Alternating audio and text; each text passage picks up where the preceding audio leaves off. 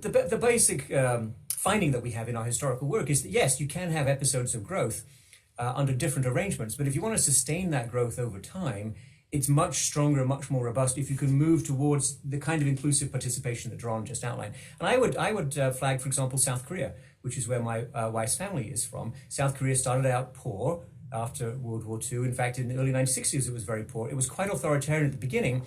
Over time, there was economic growth and an effort to democratize, which was difficult and messy, and there are plenty of struggles. It's not an easy journey. But I think as a result, the South Korean economy, which is not without its problems today, but it's in much better shape, and their achievements are really remarkable compared to what some other countries have been able to pull off. So I think that's the direction, Daron, in which our work, I think, should orient people. And in fact, South Korea versus North Korea contrast is at the very beginning of the book, because it beautifully illustrates the role of institutions. The South and the North, according to the best data we have, were on a par before the country was separated and diverged in terms of its institutions. And over time, a more than tenfold difference built up. South Korea, exactly like Simon said, is not without problems.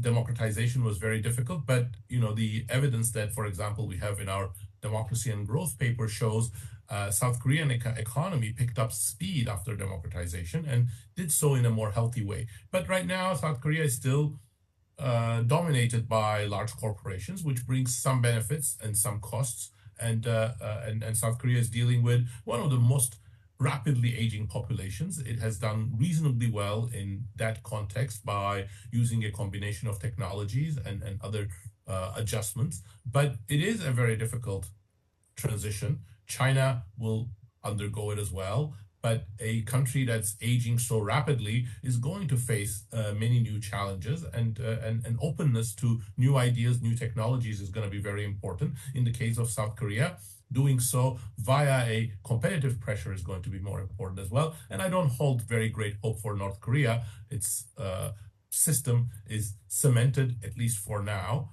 And the advice to North Korea, well, who is the advice going to go to? I think one of the emphasis of our work has been, look, institutions are bad because they serve certain people's interests. They are bad often for society, but quite lucrative for the people who control the institutions. And North Korea is, again, a case in point. I don't think it is very fruitful to give advice to the North Korean elite, and the North Korean people are under great oppression right now. But I think that system is facing more and more difficulties, and one day, hopefully, it will unite with South Korea under a more democratic system. Collapse of the Soviet Empire had some knock-on effects. The reforms in China were consequential, and that also affected other countries. But North Korea retreated into its shell and has created a system that obviously favors a very few people, and a lot of people in North Korea have suffered over many years. And these few people are heavily armed, and they've acquired or built for themselves a lot of nuclear weapon capacity and also some rocket launch capacity that's not insignificant. This is extremely dangerous. And just because better, stronger institutions give you more inclusive growth and allow more people to climb out of poverty does not mean that all leaderships want to embrace such institutions. On the contrary, many leaderships around the world have gone in another direction in recent years. So there are many things to worry about in the North Korean situation.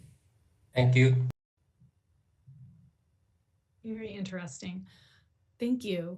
Our next question comes from Paolo Mastrolilli. The floor is yours.